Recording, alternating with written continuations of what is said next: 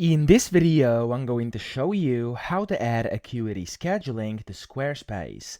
Now, the first thing you have to do, of course, you want to go to your website on Squarespace. So I have mine pulled up over here, and then you want to go into the editing mode on your website. So just hit this edit button up top, and of course, you want to select where you actually want to add your scheduling to Squarespace. So if you want to go over here, for example, in between, you can go and add a section. So we can select where you want this to be. I'm going to add a section over here. Click on Add Section.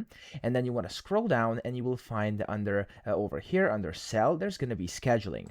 Click on that, and of course you can have the book appointment, and you can select any of these over here. I'm just going to pick the most basic one over here, and it's going to get inserted in here. Okay, now what you want to do here, you can of course change the styles, descriptions, whatever, and you can go down here and click on the actual block itself and click on this pen icon top left where it says edit.